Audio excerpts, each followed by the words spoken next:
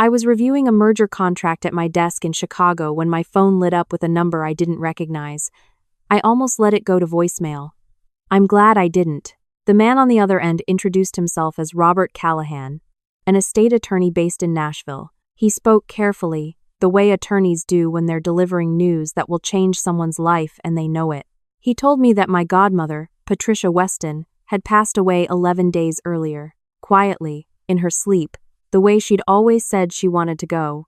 I had to set the contract down. Patricia wasn't just my godmother. She was the woman who drove 4 hours to watch me walk across a stage when I graduated law school, the one who called every Sunday without fail, the one who taught me that being the smartest person in the room meant nothing if you didn't know when to listen. She'd never married, never had children of her own. I knew she'd built something over her lifetime, but I'd never asked about the specifics. It felt like the wrong kind of conversation to have with someone you loved. Robert told me she'd left me everything. A total estate valued at approximately $42 million, including her investment portfolio, a trust account, and the lakehouse property outside Nashville, a 14-acre parcel on the water that she'd owned for 30 years. He said the documentation was airtight, that the will had been updated 6 months ago and witnessed properly. There was no ambiguity about her intentions. I asked him to repeat the number. He did. 42 million. I work in corporate law. I handle transactions worth more than that before lunch sometimes. But those aren't my numbers. Sitting in my apartment with the city humming 12 stories below me, hearing those digits attached to my name felt like a different language entirely. My first thought wasn't about what to buy or where to travel. It was about my brother. Marcus and I have never been simple. He's 4 years older, and growing up. The gap between us wasn't just age. It was expectation. He was the one our parents poured everything into, the firstborn son who was supposed to carry the family name forward. When he dropped out of business school halfway through his second year, it didn't just disappoint them. It realigned everything. The attention shifted. The hope shifted. And whether I asked for it or not, I became the one people pointed to. Marcus never forgave me for that. Not when I graduated at the top of my class. Not when I made partner track at 31. Not when Patricia, who had always been closer to me than to anyone else in the family, started calling me her greatest source of pride. Every success I had felt to him like a personal slight, even when he was nowhere near the room. If he found out about this inheritance before I had a chance to secure it, he wouldn't congratulate me. He would figure out how to attach himself to it. I told Robert I'd be in Nashville within 3 days. He confirmed that the trust was already in my name and legally protected, but that signing the transfer documents in person would finalize everything and start the process of moving the accounts. I asked him to keep the details quiet until I arrived. He agreed without hesitation. I packed that evening. Light, efficient, the way I always travel when the purpose is business and not pleasure. I booked a direct flight for Wednesday morning, called my assistant to clear my calendar for the week, and told her I was handling a family matter. I didn't say more than that. Tuesday night, Marcus called. I stared at his name on the screen for a long moment before I answered. He asked how I was doing, which he never does without a reason. I told him fine. He asked if I'd heard from any family friends lately. I said no. He asked if Patricia's name had come up. That was when I knew. Someone had talked. Someone in Patricia's orbit, maybe a neighbor or a distant cousin who'd seen the obituary, had connected the dots. I didn't know exactly what Marcus had heard, but the fact that he was fishing told me enough. I told him I'd been busy with work and ended the call before he could push further. Wednesday morning arrived gray and cold, the kind of Chicago spring that reminds you winter never fully left. I was in a cab headed to O'Hare before 7. The flight was uneventful, and I spent most of it reviewing the trust documents Robert had emailed over. Everything looked exactly as he described. Clean, clear, protected. Nashville was warmer. I picked up a rental car at the airport and plugged in the address of Robert's office downtown. The city felt slower than Chicago. The streets wider, the buildings less aggressive. I'd been here a handful of times over the years to visit Patricia, but it always took me a few minutes to recalibrate to the pace. I was 20 minutes from the office, moving through a 4-lane stretch near the interstate, when it happened. I don't remember hearing the impact as much as feeling it. A dark pickup truck came through a light that had already turned red, caught my rear panel, and spun me hard into the concrete median. The airbag deployed. The window on my left shattered. I remember the sound of my own breathing, too loud, too shallow, and then voices outside the car asking if I could hear them. I could hear everything. I just couldn't make my body respond the way I told it to. The paramedics arrived in minutes. They asked my name, my date of birth, whether I had any pain. I told them my right side felt wrong, which turned out to be an understatement. 2 fractured ribs, a dislocated shoulder that the ER doctor popped back into place with a grinding that I will never fully forget, and a concussion that made the ceiling lights swim when I tried to focus on them. The nurse who settled me into a room was named Carol. She was efficient, direct, and had the particular energy of someone who'd spent decades watching people pretend to be fine when they weren't. She told me I'd be staying at least overnight. I told her I had a meeting. She looked at me the way experienced nurses look at patients who say things like that and adjusted my IV without commenting. I texted Robert from the hospital bed. He was at my side within the hour, portfolio in hand, apologizing for my circumstances and asking if I wanted to reschedule. I told him I wanted to sign what I needed to sign. He spread the documents across the wheeled tray table, walked me through each page with calm precision, and I initialed and signed with my left hand while my right arm rested in a sling. Not ideal, but done.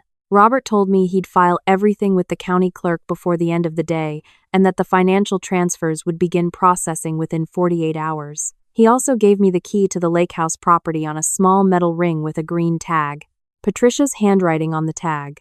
My name. I held it for a moment before I put it in my jacket pocket. After Robert left, I called my closest friend from law school, Dana, who now practiced in Nashville and knew the city far better than I did. I told her I'd been in an accident and gave her the short version of everything else.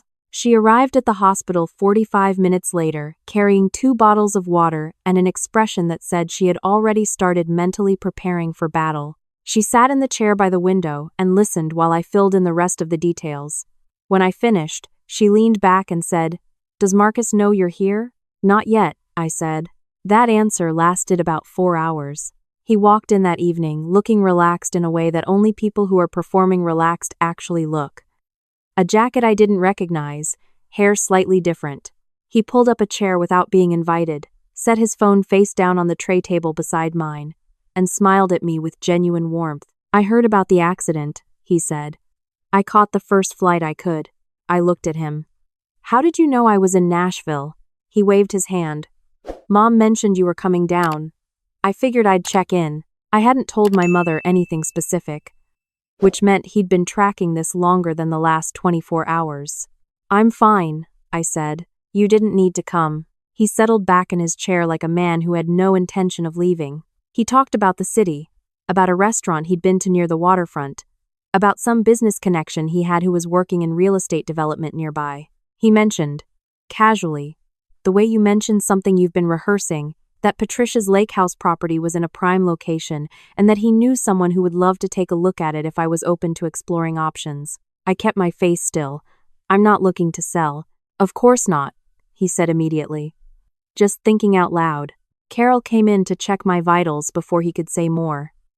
While she worked, he sat quietly, scrolling his phone. When she left, I told him I was tired and needed to rest.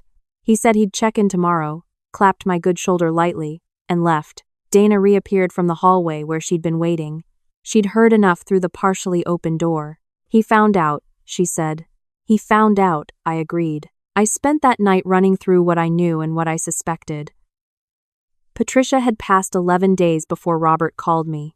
In those 11 days, Marcus had somehow learned about the estate and had already positioned himself close enough to show up in Nashville within hours of my accident.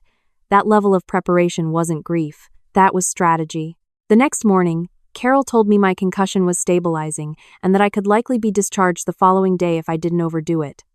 I thanked her and immediately called Robert to give him an update. He confirmed the transfer was processing and that there were no challenges filed against the will.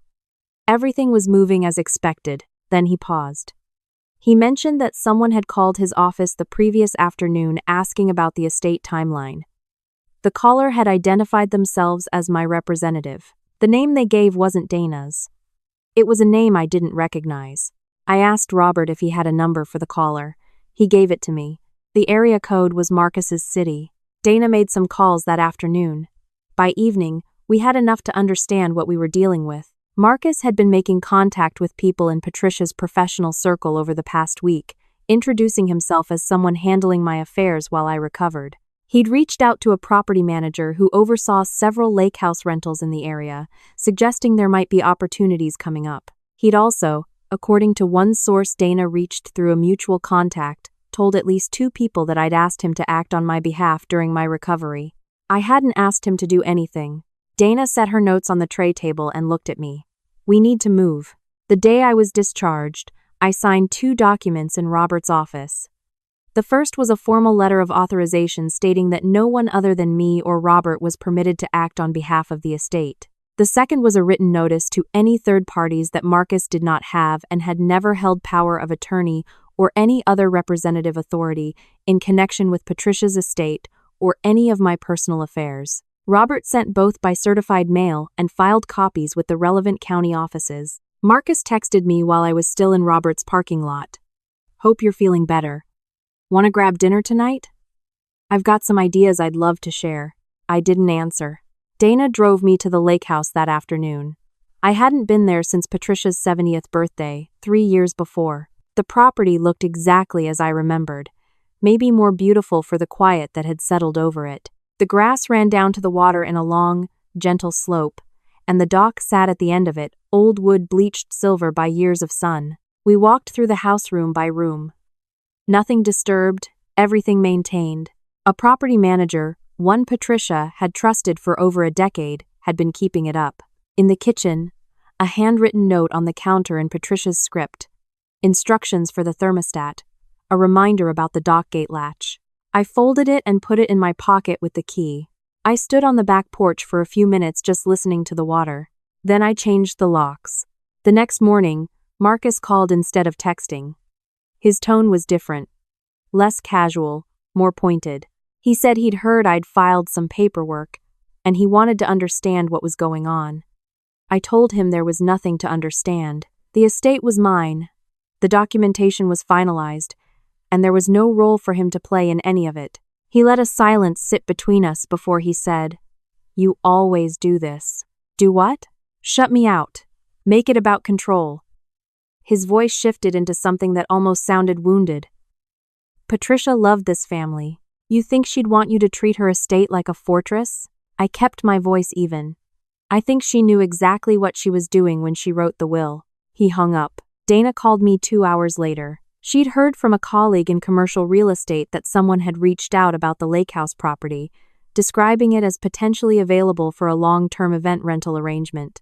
The contact information left was a business email I didn't recognize, but when Dana dug further, the address traced back to a company registered in Marcus's state 6 months ago. He'd been planning this before Patricia even passed.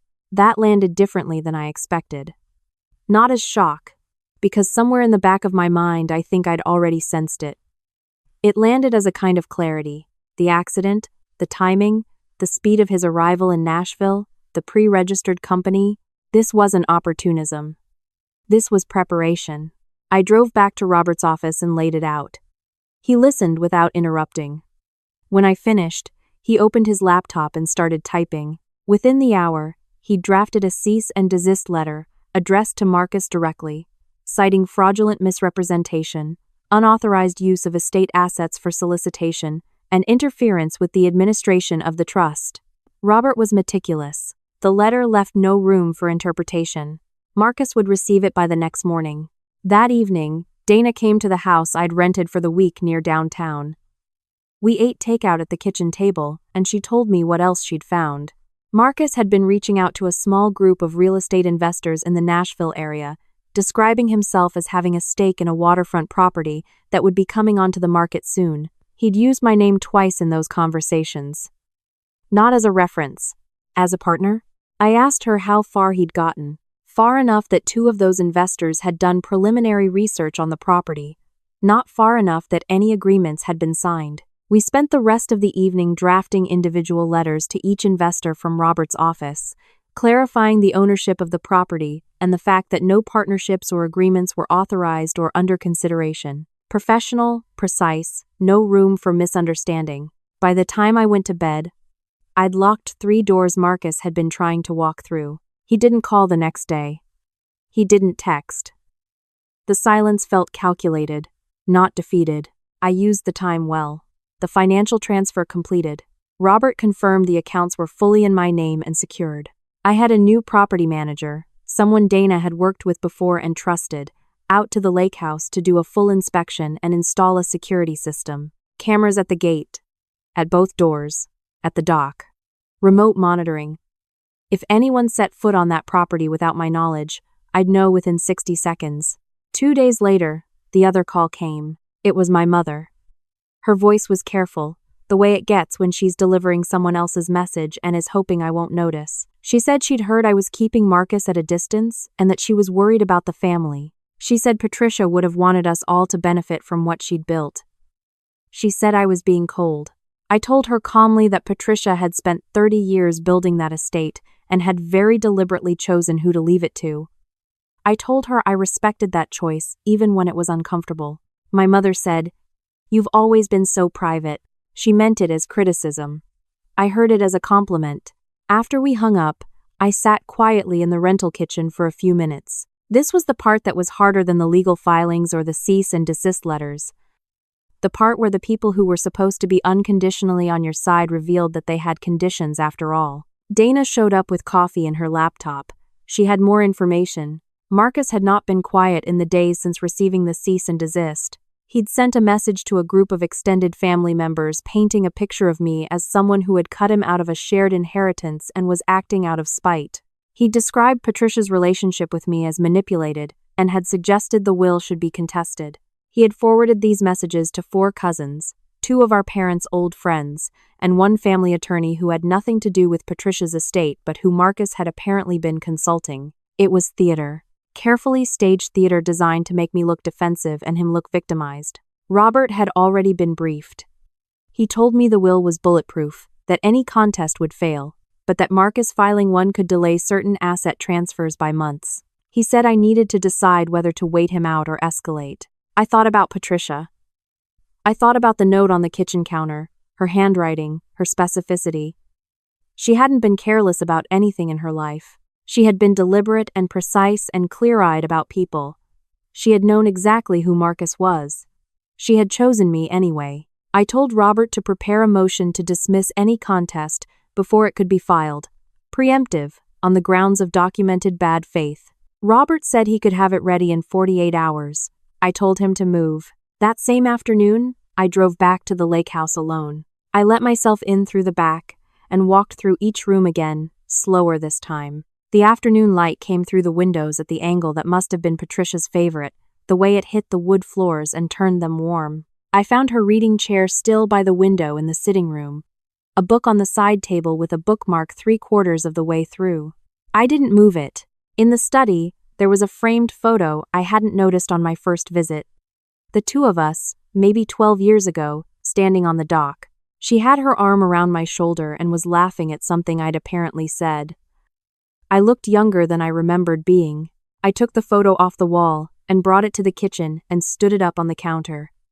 Then I sat at the table and let the house settle around me. When Marcus made his next move, it wasn't legal and it wasn't subtle. Dana called me on a Saturday morning, her voice tight. A woman she knew through a local business network had reached out to tell her that Marcus had been at a charity dinner the night before. He'd told people he was staying at the lakehouse for a few weeks while he helped his sister manage the estate. He described the property in detail, invited 2 of them to stop by for a tour, and had given out a personal email address using a domain name that included the property's name. He had never set foot inside the house. I called Robert first. Then I called the property manager, who confirmed no one had been given access beyond our authorized team. Then I called the local sheriff's department and filed a formal complaint for fraudulent misrepresentation of property rights. The deputy I spoke with was straightforward and unhurried. He took down everything I gave him, confirmed the documentation I'd send over, and told me what the next steps looked like. I drove to the lakehouse that afternoon, not because I needed to, but because I wanted to be there. Standing on the property while all of this moved through official channels felt important. It was mine, not in a grasping way. In a responsible one. I called Dana from the dock. She'd already heard through her contact that Marcus's invitations to the lakehouse had been quietly withdrawn after word got out about the legal complaint. Two of the people he'd approached had reached out to Dana directly to clarify the situation. The network he'd been building collapsed before it had a chance to solidify. Dana said, "He's out of options locally." That's when he tried the one angle he had left. A message arrived through my firm's intake email on Monday. It was professionally written, addressed to the managing partners, and alleged that I had misused firm resources during my time in Nashville and that there were questions about the legitimacy of the estate transaction I'd been involved in. It was vague enough to avoid being an outright lie, but specific enough to require a response. It came from the same family attorney Marcus had been consulting. I brought it to my managing partner that afternoon, along with every document Robert had filed, every certified letter, the timeline of Marcus's moves, and the formal complaint with the sheriff's department. I laid it all out plainly. The way you present evidence, not a grievance. My managing partner read through it without speaking. When she finished, she looked up and said, "This is harassment." "I know," I said. She told me the firm would not be responding to the inquiry, that it was clearly retaliatory and without merit, and that if it came again, she'd be referring it to our litigation department as a third-party interference matter. She also told me to take whatever time I needed to finish handling things in Nashville. I thanked her and walked out of her office feeling something I hadn't expected. Not relief, exactly. More like the solid floor feeling you get after a long time of not being sure the ground will hold. Robert filed the preemptive motion that week. It was comprehensive and surgical. It documented Marcus's patty misrepresentation from the day Patricia passed, the unauthorized solicitations, the fraudulent self-identification, the attempt to interfere with the estate administration. It included a request for a formal injunction preventing any challenge to the will. 2 weeks later, the court granted it. I was at the lakehouse when Robert called with the news. I was sitting at Patricia's kitchen table with a cup of coffee and the book I'd found with her bookmark still in it, reading where she'd left off. Robert said the injunction was in place and that any challenge would face an immediate procedural barrier. He said the estate was fully, finally, and legally mine in every sense. He also said, in the understated way of estate attorneys who have seen too much family ugliness to be surprised by any of it, that he was sorry I'd had to go through it this way. I told him Patricia had prepared me well. Marcus didn't call. He didn't text. I heard through my mother, who had gone quiet herself after our last conversation, that he'd returned home. She mentioned it the way she mentions things she doesn't want to discuss, quickly and without follow-up. I didn't press. The property manager began the process of a full walkthrough and maintenance plan for the lakehouse with me, room by room, note by note. We talked about the dock, the landscaping, the old exterior light that needed replacing, small concrete things, the kind of things that meant I was building forward, not just defending what was behind me. I stayed in Nashville for another 10 days. I finished Patricia's book. I cooked in her kitchen. I swam off the dock in the early mornings when the water was still, and the light hadn't fully arrived yet, and it felt like I had the whole lake to myself. I thought about the accident a lot during those mornings, the truck that hadn't slowed at the red light, the timing of it, 2 hours before I was supposed to sign with Robert. I didn't have proof of anything beyond what could be called coincidence, but I'd learned enough about preparation and intent in the past few weeks to know that coincidences sometimes have authors. I mentioned it to the deputy when I followed up on the misrepresentation complaint. He noted it. I don't know what came of it, but it's there now, on record, in a file with Marcus's name on it. On my last morning, I walked the full perimeter of the property at sunrise. The dew was still on the grass, and the lake was flat and colorless in the early light. I checked the gate latch the way Patricia's note had reminded me to. Old wood needs a firm push-up before you can slide the bolt. I double-checked the security panel inside the front door, all green lights. I put the key back on its hook in the kitchen. Then I picked up the photo of the two of us on the dock, wrapped it carefully in a sweater, and packed it in my bag. Dana drove me to the airport. We talked the whole way about nothing important, the particular relief of a conversation that requires nothing from you. At the terminal, she hugged me and said to come back soon for a reason that had nothing to do with legal filings. I told her I would. On the plane, climbing out over Nashville and banking north toward Chicago, I looked out the window at the long green stretch of Tennessee below me. Somewhere in that green was the lake and the house and the dock with its silver gray boards. Somewhere in it was everything Patricia had built and everything she'd trusted me to carry forward. I hadn't handled any of it perfectly. I'd been injured, blindsided, challenged from directions I hadn't fully anticipated. I'd spent more time on defense than I would have chosen, but every wall Marcus had tried to knock over, I'd built back stronger than it was before.